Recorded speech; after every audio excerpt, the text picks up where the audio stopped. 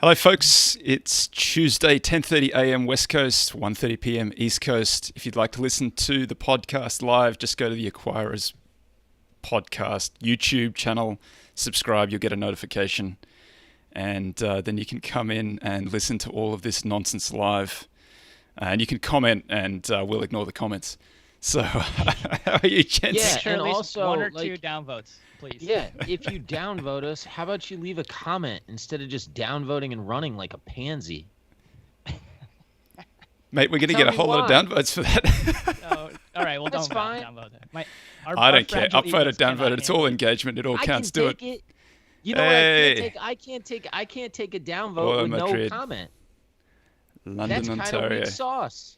Kelly, When I chicken used to in. review people on Yelp, if I was Dubai. talking shit, I would say exactly why. Nah, leave a downvote. No one cares. Why What's just in get like Madrid? 800? That'd be hilarious. Doesn't matter. You can't take away nothing. It's all engagement. Downvoted. I literally don't care. Go bananas. Just leave a comment too, or not. Anything fun happening in the markets this week, gents? I legit don't really know. And I'm pretty happy that I have that to say. I can give you a little. So for the folks who care about value, like both of you to the left, or the 10 of you blokes who keep on tuning in. So we had a pretty good run from 1 September. Died about a week ago. Don't know what to say.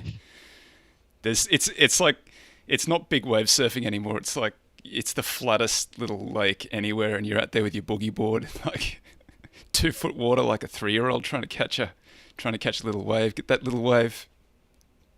Yeah, more like a bathtub. I slept nicely for about a week. Resting heart rate was pretty low. Spiking back again now. Yeah, can we correlate your recovery scores with? I've got with it all on the market? Fitbit. I've got it all on the Fitbit. I'll leave my Fitbit to science when I pass away. They can. This is what a value investor looked like in the middle of it. Yeah, look at his. He's getting 2 hours of sleep a night. What's funny is Google already knows, man, because they can That's see it. your search history. They've got the whole portfolio How built to on tie you a already. noose. Dude, that's kind of wild. Do you think they're gonna like see your heart rate and your search history at the same time? Jeez. I don't know what they can do with it. Something. I'd rather confess to Data's the murder. new oil. I'd like to confess to murder. Yeah. Hey, what's up, Value Stock Geek? Welcome to the show. You're getting that notification before I am. That's amazing. I'm on the You're YouTube in the future. machine Yeah. because I was off center last week and y'all didn't tell me, so now I have to do my own due diligence. How do I? Am I in the center? I don't even never look at Mate, that. you look great. That mustache is right cutting the screen in half. It's great. It is Yes. almost the Strong. mustache is almost the entire picture. Anyway, I will take this intro. Welcome to Value After Hours. I am one of the hosts, Bill Brewster, along with my esteemed co-hosts, Jake Taylor and Toby Carlisle. Jake, what you going to be talking about today? I have a little veggie story segment on business code breaking. Ooh, Okay, I dig I that. kind of like that. Yeah. Toby, what are you going to talk about? Edward Chancellor, one of my favorite authors, wrote Devil Take the Hindmost, which is one of my favorite books. I've read it probably 5 or 6 times, and I've got about 300 of those little plastic flags through the whole book. It's very hard to read it without rustling the book. It has a little interview that's come out. As I read through it, I thought this is all really, really old-fashioned stuff, and I agree with every single thing that he says. So I guess I've got really old-fashioned views about the way that investing in the world works. So we're going to go through a few of those old-fashioned views. I What think you I got, might Billy? piggyback on you, Toby, because I was reading Market Wizards today, which is a very trader-focused book. But I think that stuff is really interesting to read, and I have enjoyed looking at markets through different lenses through time. So it was kind of fun to pick up. I sort of went to bat for Puru. I have no idea if I should have on the Twitter machine or not, but he's a nice guy. I just think he's got a different style. Yeah. Anyway, people are calling his returns fake news. So he threw down $1 million bet and said, "Put your money where your mouth is, fool."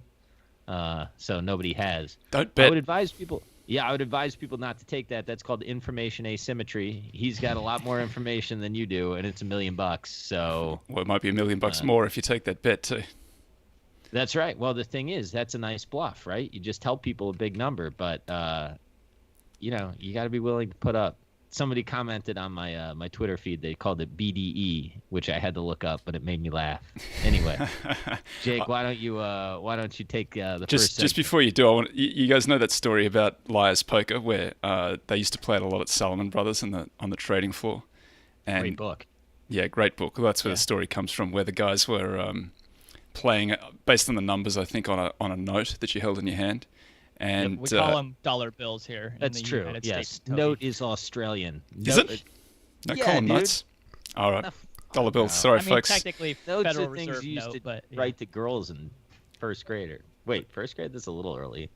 So Shout out to me. Merriweather's the gun player of this game, and good friend who's running the bank wants to come over and challenge him, and so he walks over and he says, "One hand, $1 million, no tears," which means we're playing for $1 million, but if you lose, you can't tell anybody. And so Merriweather responds, "One hand, $10 million, no tears," which time good friend says, "You're nuts," and walks away. But it illustrates what a good trader Merriweather was, because he was playing Liar's Poker before they even started. Yeah, I That's like good. that. It's it's a cool, like, if you are in the position that Peru's in, saying $1 million really puts the decision to somebody, right? It's like, you really want to call me out on this? Fine, like, let's do this. It's a very good A, bluff, or B, way to get yourself a lot of money. Either way, I respect the move. I'd never do it. What, call him That's out? LDE.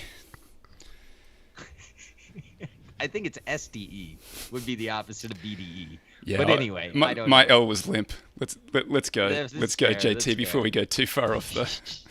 Yes, we've already derailed. Welcome, folks. Demonetized. That's the best conversation you're gonna get. The rest is just crud.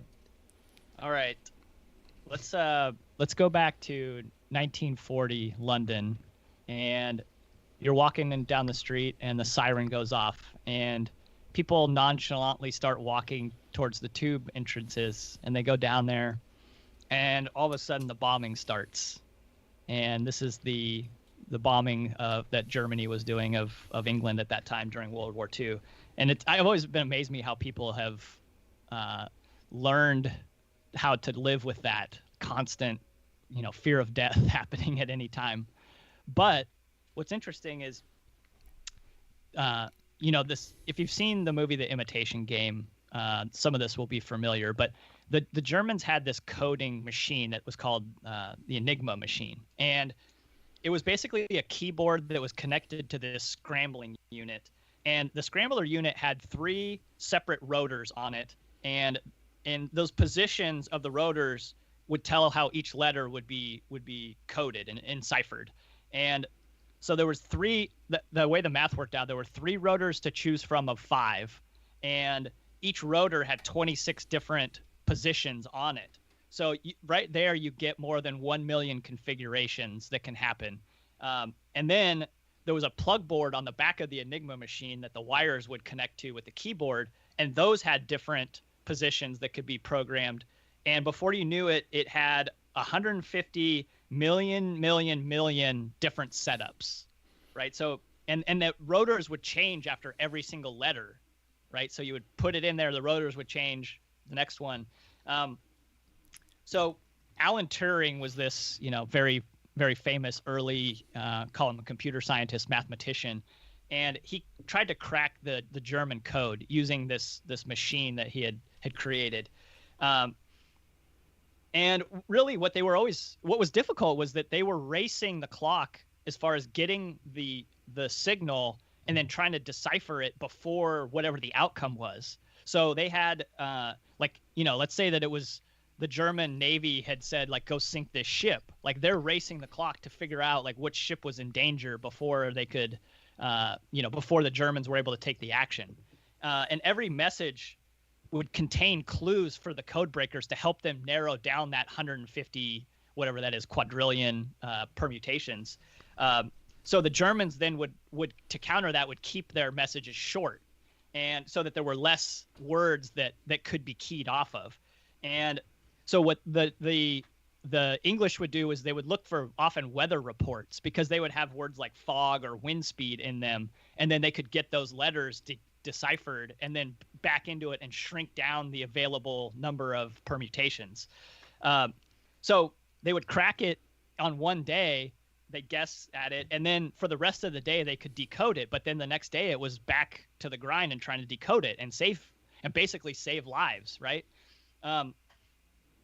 So one thing they would do is they would ask the Royal Air Force to drop mines into a certain harbor so that then they could pick up that message of, from the harbor master that said, either like the word mine or avoid or something like that. Like, so they were sort of seeding what they could get out of the codes. So to counter that, in 1942, the Germans added a fourth wheel to the Enigma machine, which then exploded the permutations even further. What this did was it allowed the British to have advanced warnings of when the Luftwaffe was going to be attacking. And it ended up saving millions and millions of lives. Now, what was interesting was that they had to be careful not to show their hand, because then the Germans would escalate their encryption even further, right? So there were rumors that Churchill actually allowed a really devastating raid to happen on Coventry because they were worried that the Germans were getting wise to that the English were cracking the codes. So there's a saying that where there's mystery, there's margin. And what this has me wondering is if maybe the Peter Thiel talks about monopolies and how they're very quiet about it. They won't tell you that they have a monopoly. If anything, they will reframe the whole discussion around the market size that they're tackling into bigger buckets so that they look like a smaller portion of it, even though they're maybe dominating that niche that they're actually operating in. And maybe like a medium ROIC business that's just cruising along at 10 to 20% maybe, and avoiding competition for a really long stretch is sort of that. It seems suboptimal, but from a game theory standpoint, maybe it's exactly optimal, similar to the code breakers not wanting to tip their hand that they had something special going on, right? That they were winning, and they just you want to be quiet about it when you're winning, right? And maybe even you're investing in moonshots, or maybe you have to go public so that it feels like everyone can kind of win because of this, because it's if just two guys that are cashing all these checks. Like when you find some magic lamp that just prints money, you kind of have to be careful what you do with that. You got to be quiet. Someone might want to take that away from you. So maybe you have to do things that appear very suboptimal to hide the fact that you are capable of winning and breaking the business code. So, guys, got any thoughts on that? Yeah, I just wanted to. There's up on the screen now, Cryptonomicon. Thanks, Robinson. That is a fantastic book by Neil Stephenson, one of my favorite authors. About there's a 3-book series about breaking the Enigma code and all that followed on from the ground. It's fictionalized, but it's a fun read. Yeah, it's kind of fascinating that they'd cracked it, and then they had to pretend that they had to like send out if they knew where a convoy was going, they'd send out a spotter plane so they could say, well, the spotter saw the convoy before we bombed it. That's how we came up with that information, rather than we cracked just the code. Showing up with the Yeah, I think it's fascinating. I think that the example that you gave is fascinating as well. I wonder if there are others that are like that are disguising how profitable they really are to sort of avoid competition. Do you think it matters though if you're that entrenched? And what are you trying to avoid? Regulation. Yeah, I think regulation. Maybe attract, like high ROIC is going to attract competition, right? Eventually. So you kind of want to be quiet about it. Maybe cloud it with some, other expenditures. Maybe even carry extra employees that you don't even need. Maybe just to keep it down a little bit. You're still going to be making plenty of money. Maybe you're playing a little bit of a longer game as opposed to trying to win this very short time frame at a maximum. Yeah. It's a longer optimization. People say this is what Facebook's doing with a lot of their spend. Right, like they're spending so much to hide how profitable they really are. Could be. Might be true. I don't know. Thing that sucks for them is they can't really sell their data center space because no one trusts them. It'd be nice if they could sort of like enter the Amazon, Microsoft, Google party, but like, you're going to give your stuff to Facebook, really? Okay. Well, why is Google any better? Perception. Yeah. Okay. Yeah. No, I agree with that. I mean, 100%. they have a brand of trust, and like Facebook has a brand of not trust. I think Google's just been very clever at, like, you give right. enormous amounts of information to Google. They've got my Gmail. They know what I watch on YouTube. They know what I search. They own me. Yeah, but they're googly, Your right? Fitbit. So it's like, cool. My Fitbit, yeah. If they come to blackmail me, I'm gone. I'll just pay that ransom. I probably already do. Yeah, so Google. But then I don't log into Facebook at all. Yeah. I mean, I don't know. I trust Google, right? I don't trust Facebook in the same way, fundamentally. Doesn't make any sense. I saw that Google wants to start charging for its meetings. So, it's that thing that competes with Zoom and with Skype and everything else that's out there.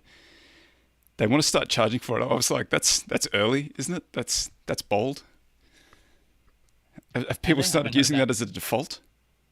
You talking about Google Meetup? You said? Whatever that Meet thing is that they have. That's kind of odd, especially since Zoom can be worth $140 billion, not charging anybody anything. Yeah, I know they actually have revenue, folks. It's a joke.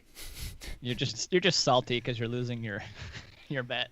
It doesn't help. it's not mark to market until what, February 2023, 2022. I got a buddy that's we got a buddy that says that, if it's not a top 3 priority for the big tech companies, you can sort of like swim in the ecosystem without them eating you. Tell you what, your valuation gets much bigger. You become a top 3 priority quick. Target on your back. Right. I mean, 200 billion, that's like, that moves the needle for all these guys. So how much more can you compound before they try to kill you? Now, people can be like, oh, they can't kill Zoom. Revenue line's not that impressive, though. Yeah, that's fair. Nobody cares about revenue, though, or SG&A anymore. It's just valuation. Or SBC. To be fair on the share-based comp, not that I would just say if I was running these companies, I would be doing the exact same thing. 100%. Right. I'm not criticizing them doing it. I'm criticizing buying it, expecting that it doesn't count. I understand. I do think, though, sometimes my brain has criticized some of them for like overinflated SG&A and overinflated share-based compensation. And then I think like, well, then again, if the market's going to reward you with this kind of valuation for revenue growth, why the hell wouldn't you just do everything you possibly can to pour gasoline on all your revenue growth? You're selling options into a pretty rich market. Like, I'd be doing the same thing. I'd be like, nobody gives a shit if I generate any cash. Everybody's willing to finance everything. I can issue shares like crazy, and I can sell options and buy a mansion. Like, why would you not do that? It would be stupid not to do that. Well, that was the gag.com 1.0, right? Like, don't turn a profit. Because there's a moment you turn a profit, you can be valued. Kill your valuation. Yeah. So just stay profitless, and like it's all blue skies if you're profitless. Yeah, well, Gavin Baker said something once. He's like, the key is to know before the market does when my companies are going to re-rate off a revenue multiple, right, to like earnings. How would you know something like that? Well, I think, and I might be misquoting who it was. I'm pretty sure it was him, but I think his point is like, if you can, first of all, one, he focuses on spaces that trade on revenue multiples. So I think that you have a little bit more of a feel of where in a growth cycle people start to care and people stop to care. Second, I mean, if I am correct that it was him, he was in Fidelity. He has a sense of how institutional sales sell ideas to investors, right? Like, I mean, you get plugged into that. So I think that there's, you may know in story arcs when to bail and when not to, right? It's the old, like, I mean, it's not the old, but I think it's somewhat similar to thinking like, okay, you buy in inning 2 and you sell in inning 6, and then whoever buys in inning 7 is screwed. Maybe inning 8 and 9, you can make some money. Yeah, I think I'm too old-fashioned. I'm still trying to come up with valuations for these things and try to buy on the basis of the valuation. Yeah, all that other stuff's too hard. Somebody that owns banks. That other stuff's just too hard. Dude, I was talking to somebody about, I forget who it was. It might have been Wasteland Capital. I forget. But on about Chime. So the way that Chime works in fintech, Chime basically goes out and they sign up a bunch of consumer deposits, right, for a bank. The bank is not the person that's procuring the deposits. Chime is like a customer-facing app. They gather deposits. They say that you're not charged any fees. Those deposits are not deposited in Chime's business. They're deposited in a bank that allows Chime to do that, right? So Chime has no bank charter. The way Chime earns money is they get paid a percentage of the credit card that you use, right? So in a typical transaction, the bank pays, makes a little bit, Chime skims a little of that. In order to sort of use like as a marketing expense, they'll take fronting risks. So they'll pay you your salary up front, and like 2 days later, the bank pays them back. So it's like a little bit of fronting risk. The bank behind Chime, what are they doing with the deposits? That's my question. Because in a zero rate world, it feels like if you don't have any fees and you're subscale, there's a chance your credit risk is pretty interesting. Like I would love to dig into what that bank is doing with those deposits, because there's not that much reason to have deposits if you're a bank, especially if you're not paying any fees on, right? Like you're lending. What are you buying? Do you have the answer? What short-term money market?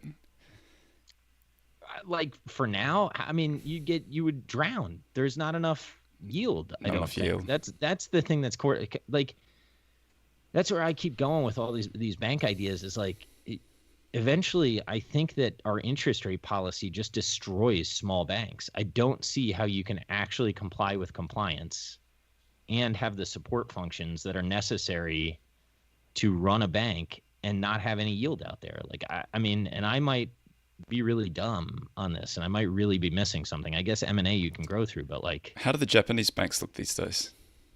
I doubt they look good.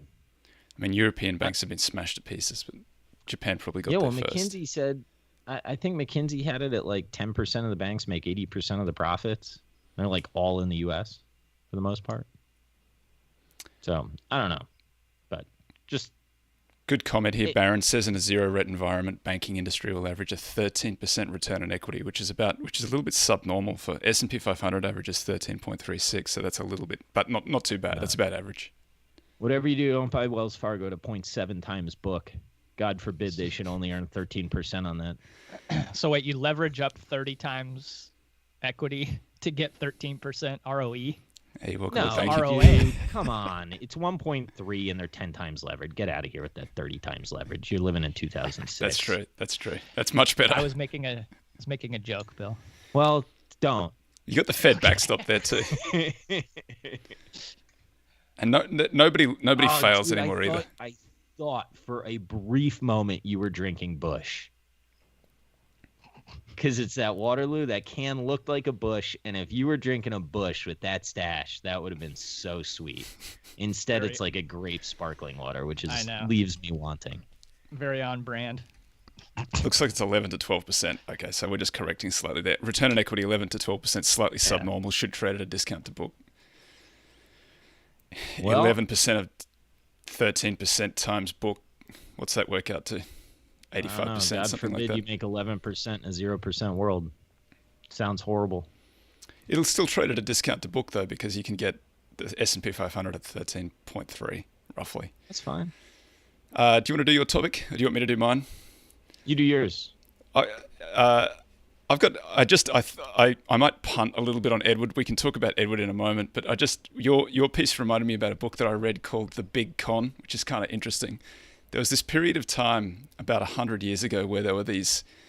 So the movie The Sting is about the Big Con, where basically there were different variations of it: The Wire, The Rag, and the idea was basically they were established stores. Like it was literally a physical location, and there would be actors in this physical location. And they did this. This is what their job was. They did this all day long. And so the roper, so that would be, I might be traveling around on a train, sitting in first class, and I might talk to the gentleman beside me, and he's like, oh, I've got this great deal, I've got this great stock deal, or I've got this great scam. And basically, the idea was you would be pitched this idea that was basically a way to scam somebody else. And so if that attracted you, if the idea of scamming another person was appealing to you, then you would come into this, you were talking to the roper, and then he would take you to the store. And at the store, you'd be taken for what you had, but you'd be the whole time you thought that you were in on the scam. That's how they got you. That's where that expression, you can't scam an honest man, comes from. Like, you have to be, just got a little freeze at this end. There's some that are gambling based. There's some that are the stock based one. I think the stock based one was, I'm going to confuse these a little bit because I read this book a little while ago, but the wire or the rag, I think it's the wire. So basically the roper brings you into the brokerage, which is not a real brokerage. It's entirely, and this is there all the time, scamming people. So it's like mahogany, and there are people running around in like suspenders and writing stuff on chalkboards and doing things like that. And they take you into the office and they sit you down with the inside man. Inside man is there all the time. This is what he does day in, day out. So he's very good at this. And he will say, I've got this information that there's going to be this play in this, there's a pool being put together to manipulate this particular stock. And basically I can't participate because I'm connected. We're going to need a front man, and that's going to be you. You have to bring us some money. Like, so they would send them home to get money. Then they'd come back with their 50 grand, which, you could probably 10x it for 20 to 50 grand, 10x it for today. They'd come back, bring their money in, and somehow these guys would take it from them. But then there would be, you had to do these various different little tricks. Like, so the guy would lose all of his money because something would go wrong. And then they'd say, like, they'd offer him a way to get his money back. And some of these guys would come back over and over again. More money. Not realizing that it was a scam. But then if they kind of figured out what was happening, there'd be some kind of, the roper would accuse the inside man, and the inside man would then do something like pull out a gun and shoot the roper, and the roper would have like a chicken bladder filled with blood in his mouth, and he'd bite down, so all the blood would come out. Have you not seen The Sting? Very similar story to The Sting. Oh, it's a great movie. You got to watch that. It's so good. And so basically the guy would think that he's like now in, like, the inside man would run with the mark, and they'd go to a hotel, and he'd say, well, now we're all going to go down for, now we're all going to go down for attempted murder. He can't go anywhere. He can't go anywhere to, like, you can't go to the police, right? Because it's like, now you're caught up in all this stuff. You just have to completely walk away. That sucks. So they'd send. That would be a bad day. But then they'd push the guy on. They'd say, "Well, you go meet me, and you go to Chicago, and I'll be there. I'll be in Chicago in 2 weeks." And the guy just never turn up. But you'd always, like, eventually you'd either figure out you got scammed, but you'd be so embarrassed by the way that happened you wouldn't tell anybody, or you'd think that you were implicated in a murder, and you wouldn't want to tell anybody about it. So you'd just go home, and so nobody would ever tell anybody about it. That's why they were able to keep on going. Yeah, I don't think in The Sting it was a horse racing operation with front running information. But yeah, that's one of the classic examples of it. There are three. I just forget what the names of them are. The rag and the wire. One is a stock market version of the horse racing one. That's interesting. I think it's fascinating. I would be no good at that. I just wouldn't. Which end are you gonna be? I don't think I'd be a good scammer. I can barely look at these freaking comments without cracking up. Like, I just don't have a good poker face. So if I was playing fake shot or something like that, I wouldn't be any good at that. But if you were like, there was the way to if you weren't any good at the scam, you were the roper. You just travel around and you look for traveling salesmen, and you just pitch them this story all the time. And you find someone who bites, and if the guy bites, and you just take him and introduce him to the inside man, basically your job is done at that point. The inside man takes the money and gives you a cut of it. This mustache is my Paul Newman Sting mustache. That's a great mustache. Probably won't be here next week. Oh, really? I'm getting a little over it. What a shame. I'm not going to miss it. I'm not going to lie.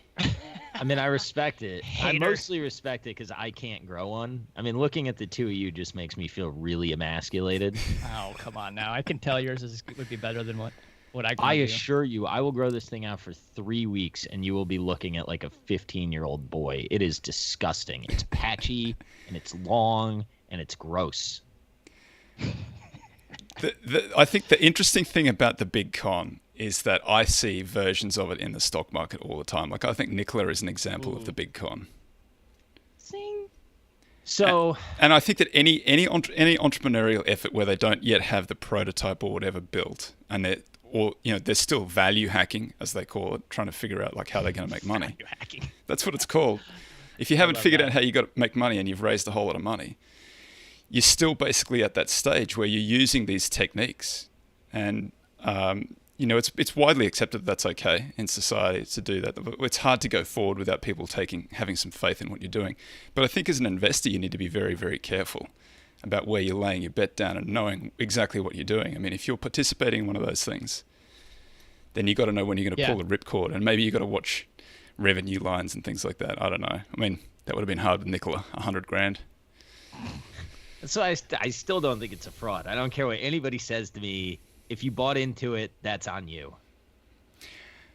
But when we say fraud, like, no, I understand. They were misrepresenting technology. I get it. I mean, I do understand how it's a fraud. But I think it's a very fine line. Like, I don't think it's like fraud is a very strong word, right? Fraud has, you're a lawyer, you know that like that's theft with dishonesty. So that's very, very strong to say that something's a fraud. I'm not necessarily saying, I mean, Nicola maybe, but because they're misrepresenting where that they had a prototype, that they had some technology. I don't know though. I didn't see the offering documents. I didn't see what they were pitching to people, but you'd be a little bit nervous there. I'd be a little bit nervous. I was reading Tubes recently. I've been doing like a deep dive on the infrastructure of the internet, and the interesting interesting anecdote in that book is the founder of Equinix. When he was starting to get the very first interconnections, I'm going to mess up who he was talking to, right? But say he was talking to like AT&T. He knew that once Sprint came into the building, AT&T would need to be there. But he also knew that like there was no incentive until one of them came for all of them to come. So like in the sales pitch, he was like, oh, well, AT&T's coming next week. And then the guy from Sprint was like, oh shit, like I got to sign up, right? But AT&T was not coming. Until he went and said, hey, guess what? Sprint's coming in next week. Like, oh, we're going to be there too. That's right. And Home Depot was built on a similar lie. They couldn't get the financing for the inventory.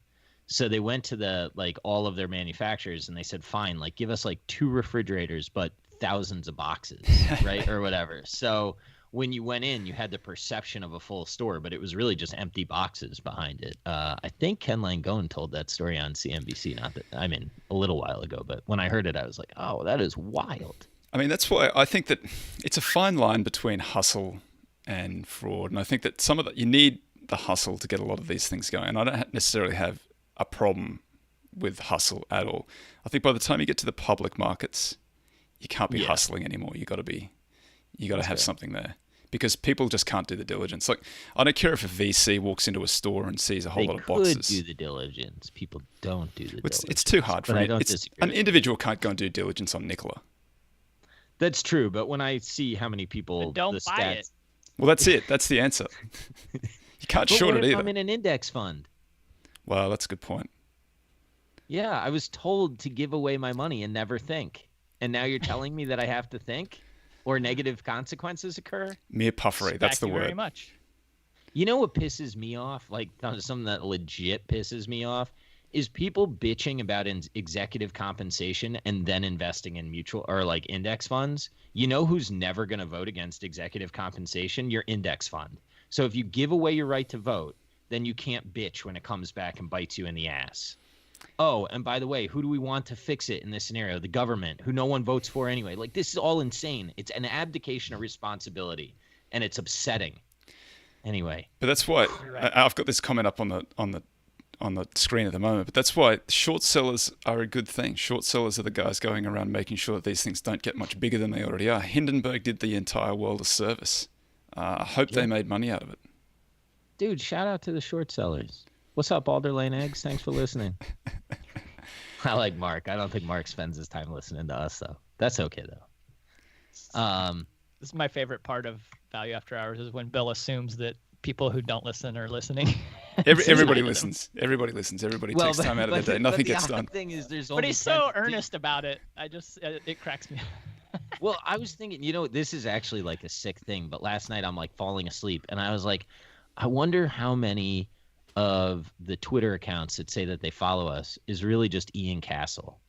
And he's just out there with all these alt accounts and burner accounts just pumping up value after hours. And then I was like, but then how does Ian, between all the VPNs and all his like burner accounts, how does he have time to do all the microcap stuff?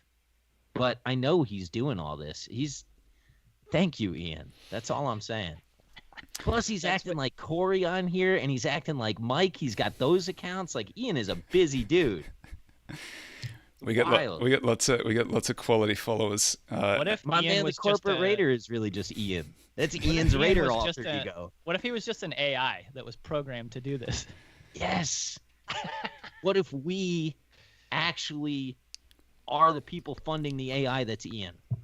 He's like Agent Smith in the Matrix. I mean, I'm just saying, we're talking about fraud. No one can say it's not true. You heard it on the interwebs. I'll tell you what. Are we going to talk Edward Chancellor at all, or is that not a thing? Well, I don't know. Didn't we just I've got. So Edward Chancellor, I just pulled out a quote from. He's done a recent interview. Man, that's not how the show works. I'm going to throw it to you, mate. Here you go. He says, and this is something that I put it to Cliff when he was on, so he says he thinks that value starts working if inflation picks up. I've got no idea about this. Fair. Like I've heard this a few times, inflation or interest rates or whatever, because value is short duration in the sense that they're lower price to the cash flow. And so the near-term cash flows do a little bit better if you get higher inflation and become more attractive. Longer-term cash flows, P 50, whatever, becomes less attractive. Empirically, there doesn't seem to be much support for that. So, Cliff Asness at AQR wrote about it. I talked to him about it when he was on the podcast. He had his guys, Tobias Moskowitz, all those guys who are, full-blown rocket scientists, geniuses, looked at this stuff and couldn't really find any connection. Cliff made this throwaway comment, though, where I said it appeals to me intuitively, but I just... I can't. It upsets me that there's no connection in the empirically. And Cliff said he had kind of brute forced it, and he thought that he had found some connection, and he was going to write it up, but that paper hasn't come out, and there's another one that post hasn't come out, and there's another one that's come out in the interim that didn't deal with it. So it's either on the back burner, or he's forgotten about it, or it's going to come out in the future. I don't know. Cliff, get to data mining. We need that confirmation bias here. Yeah, that's why I do all this stuff to collect all the confirmation bias. When you said brute force, I was like, does this mean he data mined this? But Cliff would not. I'm not trying to get in a Cliff beef. I saw that stuff with him and Taleb. I'm not into that. I have enough shit going on in my life. I'm not trying to have Cliff come at me. I like Cliff. I don't disagree with anything he says. I don't have any. I was on Team Cliff. For the record, Cliff, I know you're listening. I'm telling you, I was on your team. Evidently, we might have the connection might have broken up or something, but we'll just do it for the three of us. Now we can be honest. That was Cliff. He should dang, that was the president's kill switch. The president's got an internet kill switch. Can't believe it hasn't been used crazy. yet. You're on dial-up. You need to sign up for Charter. Come on, man. I get the ADSL or whatever it is, asymmetric. Yeah, that's right. Dial-up. That copper connection. Get out of here. The twisted pair, mate. The technology is so good. Twisted pair is going to be around forever. Hey, now we're getting into things that upset me. Hang on. Are we not broadcasting now? I think we're back. We're back. Yeah, we're back. Okay. And we're back. Okay. You're welcome for the technical expertise here. I don't know what we missed, but do you have some hamster Bill? Back on the Yeah, get the no, hamster back on. I don't even know if I'm going to do my topic. We're just talking. I thought you didn't have one. I thought you were going to jump on Chancellor. Oh, well, I'm sort of piggybacking on your topic. We'll go. About do that. Something that you said reminded me, and I have been noodling on this lately. I have a visceral aversion to things that people love. Okay, like that is my predisposition. I don't like things that are loved because I think that what? The Grinch. You don't love yourself. I could be. I don't know. I've done a lot of work. I think I've come a long way in that. But there was a time. Yes, thank you for bringing up those dark days. Anyway, no, I just think that people tend to hype things that are liked a little bit too much. And that brings me to SaaS, which has cost me a ton of money not to just like jump on the SaaS train. But one of like my problems as an individual with SaaS is, let's say I got a subscription to Gartner, and let's say that I like got access to all of the people in the industry. I have this predisposition to believe that everyone has an extremely strong, motivated reason. Like, no, it is in no one's incentive to raise their hand and say, maybe the TAMs aren't this big, or maybe this isn't going to go as well as everybody said. Like right now, everybody is making so much money so fast in that. And we're living in the middle of like, and look, I would have said this shit like last year too. So I'm wrong, right? Like, don't listen. But if you want to know who you're listening to, this is how my brain works.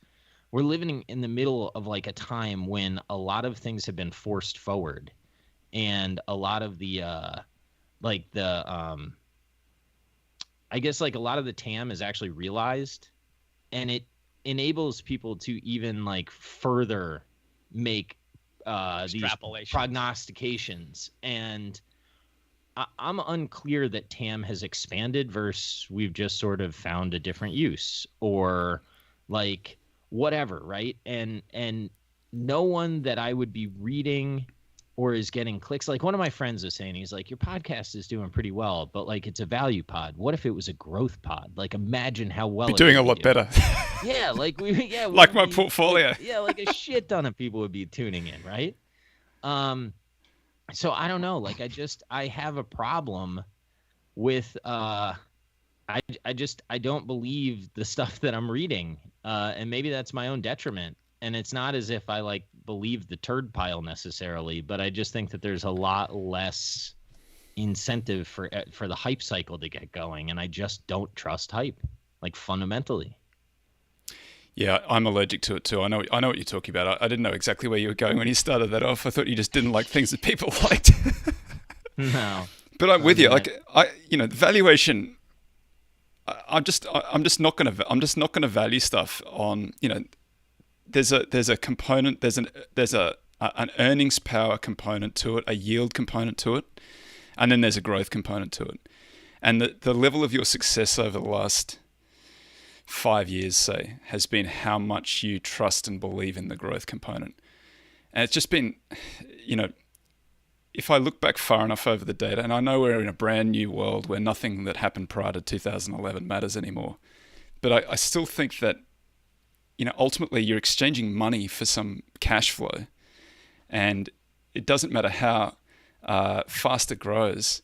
You still can't. You can still pay too much for that, and the consequences are not that the thing collapses. I don't think that for many of these names they're not going to collapse. What they are going to do though is bump sideways for a decade.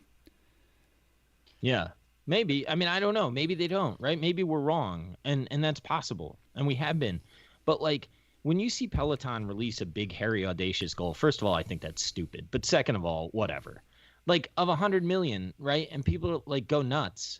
Yeah, I mean, I agree. If they get to 100 million, it's cheap. If they get to 1 billion, it's even cheaper. If they get to 4 billion, it's even cheaper. Like, what? Users? Yeah. I love Peloton. He said incredulously. I mean, I am a big time. They're going to sell 100 million bikes and have 100 million subscriptions.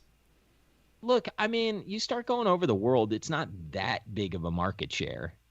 I mean, objectively. You're giving me the TAM argument. What, there's 7 billion people on the face of the planet Earth. In a household, there can be 4. It's like 4.1 people per household. So we can be 4.1 Pelotons per household. No. And let's see. I think average just income looking at 100 of those million households. 4 people in the household. That's and you're correct. Gonna pay how much for a bike? Well, a bike that doesn't go anywhere. They're going to start to sell the bikes cheaper. The bike is just some of these people don't even have bikes that actually take them somewhere, much less a bike that takes them nowhere. Look, they could take the Roku approach and just like give the bike away for the software. I mean, that's possible. But my point is like, who gives a shit if they said that's their goal? Of course, like, what do you think they're going to do? You think the CEO is going to stand up on stage and be like, guys, that's it. That was a heck of a run, folks. We have hit our peak. And that's great. Like, no, that's not how anything works in the world. Of course he's got to say something that get the company and the employees motivated. Like, what are you going to do? You got a $25 billion valuation on vaporware. I mean, not that it's fake. I shouldn't call it vaporware, but there's so much air under that valuation. Like, of course you have to hype it. And people are asking me what I think. What I think is that, of course he said that. If you put that like credence in that, I think you're crazy. That's what I think. I like Munger's. I think this is a good way to think about it. There's a sliding scale on what equities can trade for, and sometimes they trade for the use value, the cash flow creation, and sometimes they trade like Rembrandt's and more about, has the price been going up, and does someone else think that it'll keep going up, and then they want to keep that going, right? And it can slide back and forth from either side depending on the general mood, but at some point it's somewhere along this continuum, and we're a little bit more towards the Rembrandt side of the world. Trading sardines.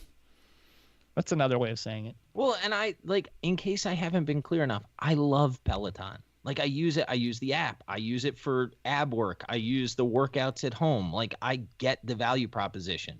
I also think it's insane to put any faith in what they're saying when it comes to big, hairy, audacious goals. I'm sure Ford's is to start to be relevant again. It's a little bit difficult to see what the world looks like, I think, post this I think this has been an unusual period. Like, lockdowns is an unusual thing, right?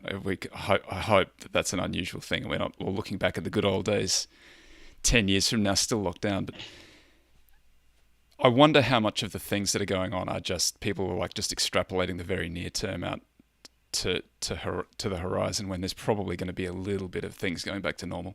Maybe not everything. Maybe most people figure out that they like working from home, or they don't like the commute, or they like bedroom communities. I don't know. There's going to be a change, but not as much as we've seen. It's what it seems to me. I mean, I don't know.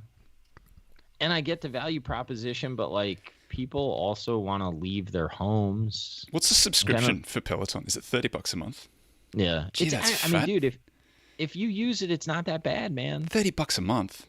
It's not that bad. What do you pay for? What do you pay for your Netflix subscription? Like 14? Yeah, but that's underpriced.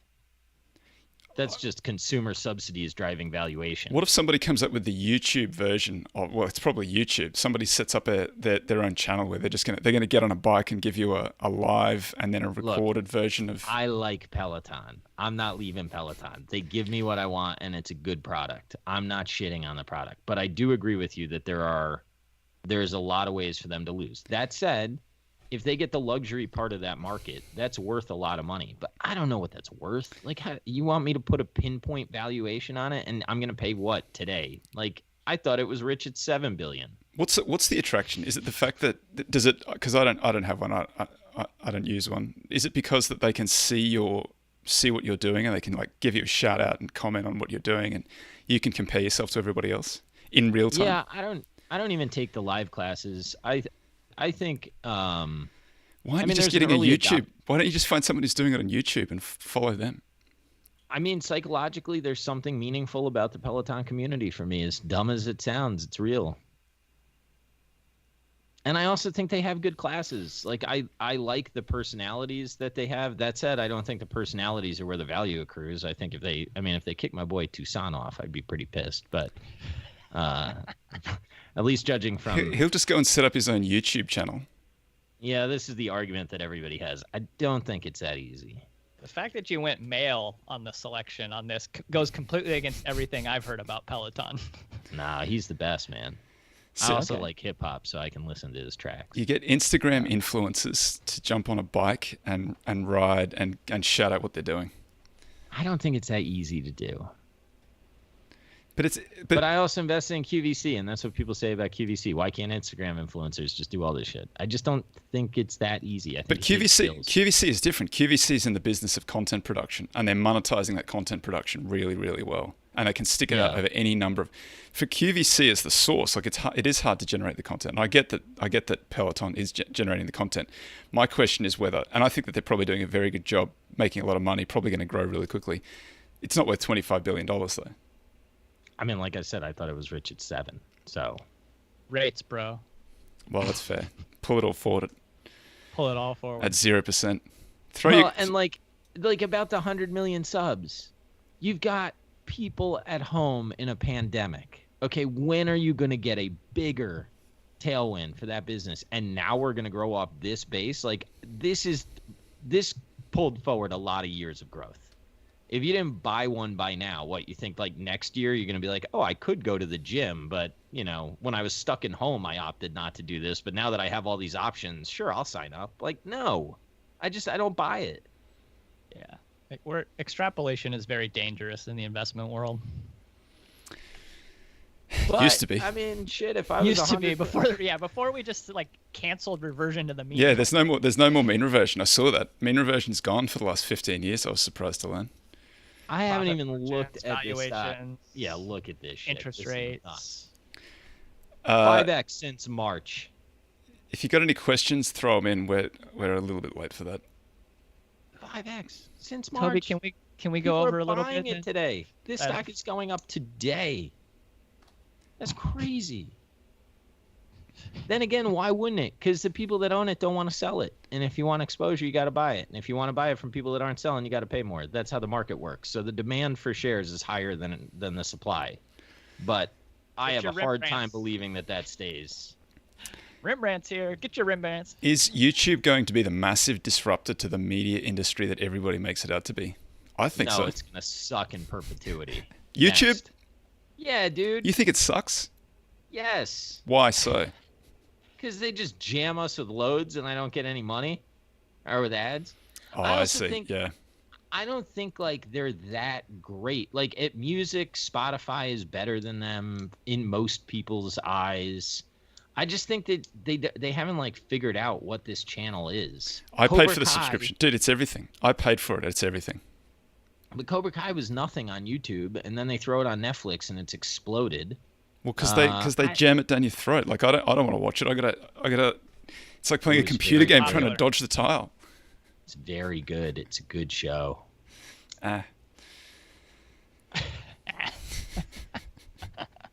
Johnny Lawrence he's my new favorite person. He's your spirit animal.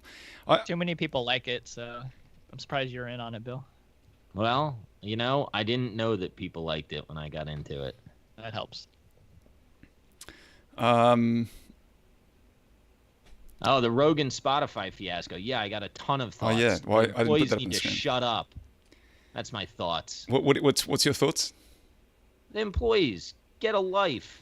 Dude, I saw a good theory yesterday. You want a guy like that canceled? You want a guy that honestly has interesting conversations with people that otherwise don't have a voice? You want that guy canceled? Go fuck yourself. That's my thoughts. Dude, it's a brilliant marketing campaign. Speech. It's a brilliant marketing campaign, right?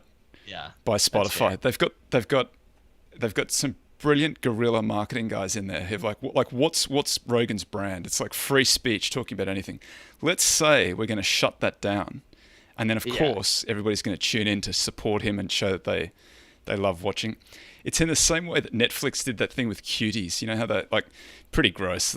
I haven't watched the show, but I did notice that as soon as it came out, it was like the number 2 watch show on Netflix. So I was like, that's right. It used to be, that was the trick. You'd get some middle-aged, like I hate to use the word Karen because I might get in trouble for that later, but that's the idea. That's what we're currently calling them. Yeah. The Karen goes to the window and sees a painting of a nude and says, this is terrible, and tells that you get a newspaper journalist there to write that down, creates a huge controversy. The next day, you got people lined up down the block to come in and have a look at your dirty painting in the window. Same thing, work for cuties. Somebody said that about QVC. They were like, "What? So why would I want to partner with them so they can sell goods to Karens?" I was like, first of all, that's a pejorative term, dude. Secondly, second of all, Karen spends a lot of money, so you might want to partner with somebody that's selling stuff to her. That wasn't that kind of what Howard Stern benefited from, like battling with the FCC. I always kind of wondered if all of that was a bit of a kabuki theater. Fugazi. Yeah, it might have been a little bit of Fugazi. To get just to drum up interest, like, oh, he must be saying something really salacious if they're paying fines and he's battling with Les Moonves. And first of all, there's some of that is true. Okay, I really might get myself in hot water over this, but whatever. When Caitlyn Jenner called him transphobic for the what he said, I listened to that entire episode. That was an insane statement by an uninformed individual, even though the joke was about them, and. Like, he was describing a joke, And the fact that that can be controversial in this day and age is somewhat concerning to me. Now, I don't know how big the problem is, and I don't know how big the magnifying glass is, but like, it's insane if what he said is actually truly controversial to people. I have a real question about where they want society to go, because I am not okay with that being controversial. You start getting into that, and you start even upsetting me. There are lots of examples of those little mind viruses taking over societies, though. Like they burned witches, the Spanish Inquisition, communism in China, communism in Russia. Like these things come up all the time, and society either pushes it back down, like you get the immune response and it's all over, or it takes over, and in which case the world gets a little bit more miserable. So we're kind of at that tipping point right now, I think. But I think there's an immune response, and I think it's over. Going, Toby? I think there's an immune response, and it's all over. As soon as you see people pushing back on it in the mainstream media, it's over. We'll find out in November. No, I think it'll take a little bit longer than that. Okay, good. Woo, we're getting political. Oh, God. Good for some downvotes. For sure. To be fair, that was a question that we were addressing. That wasn't just like off-the-cuff political commentary. Doesn't matter. Taken out of context. Well, whatever. People need to get a little bit harder. Go to Cobra Kai. Stop being Bill's a pants. transphobic is the headline already. I could see. How'd you do that? Area Florida man. You're going to get the podcast is cancelled. This turned not funny quick. Does Apple have a greater moat than Google? Good segue. Yeah, that was smooth, right? Yeah. I don't know. Apple is very disappointing to me lately. I do like my AirPods. I'll give them that. I see no need to upgrade my phone. The Pixel Buds are pretty sweet. They remind me, dude. They remind me of the cable company. Like they're just like bundling stuff and selling me like half-ass solutions at a cheaper price because I'm in their ecosystem. That's so not Apple. It is hard to keep on going. iPod, iPad, iPhone. Like that's a pretty impressive. Like you need a genius in there to do that. And then after that, you're not going to get that genius again. But you can still make a lot of money. Sorry, JT. For sure. And like, what do? They get you on the financing plan so that you can upgrade your phone, and it's just $5 a month. But it's all like gimmicks now to me. It's not like this is a dope product, go buy it. It's just like, how do we get people to recycle quicker? And I don't know that that's historically great in consumer tech. I think they have a real opportunity to, I'll take the other side just for fun, but to be a stalwart for privacy for an individual and to take a very strong stand for that. I think that would serve them very well. They're not ad driven as like these other companies. They have a chance to, if I felt like there was a company out there that was really looking out for my privacy and my data, and like that's worth a lot to me then. That's and a good I think point. They would be very smart to keep pushing on that. That's as a very opposed compelling to, pitch. Yeah. Android is, it's free basically so that can sell more ads. Facebook is trying to just sell me ads. Everybody else has sort of an ulterior motive to the value that they're providing, and they're backdooring the revenue in a way. Yeah. That's a good pitch. There's something to be said for wanting to just pay up and get the service that you want and not be sold something later. That's a really good pitch. Yeah. They should be leaning on that hard. They are. You'll see, like, they'll talk about that. But I think they could, in today's world, I think they have a real opportunity to keep pushing on that as a differentiating point. I think the funny thing is my wife's kind of very anti all of the intrusion. So she's got the browser that doesn't track you, and she uses DuckDuckGo and all those sort of things. And she says the problem is like the experience is so much worse than using Google and those other things, because the search isn't tuned up. Like you do a search and you get pages of junk results. Yeah. I would never use DuckDuckGo. Like, that's unfortunate. Google's already got enough on me to blackmail me. So, like, what do I? You can't leave. Switching now is going to change. You can't leave. Come on. I got that search history. Bill, we got your search history, brother. Looks like a Silk Road landmine went off. Back in those times when you reminded me that I didn't love myself, Google knows all those searches. Apple can come and sponsor this podcast too now, by the way. Yeah, welcome. Yo, I would use your products if you give me some of that Tim Cook money. Also, I went to Auburn. Holler at your boy. Folks, Tim Apple money. That's right. Give me that Tim Apple money. That's coming up in time, amigos. That was fun. All right.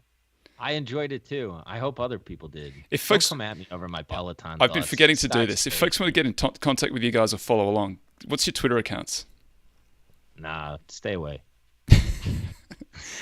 Yeah, you don't want this in your life. Farnam Jake 1. I'm Greenbacked, GRENBACKD. I'm at Bill Brewster SCG. Go take a walk outside instead of going on Twitter. Jake has a great book that you should read. All day. Thanks, guys. That was fun. See you next week. If we're not cancelled, we'll be back next week. Bye. That's right.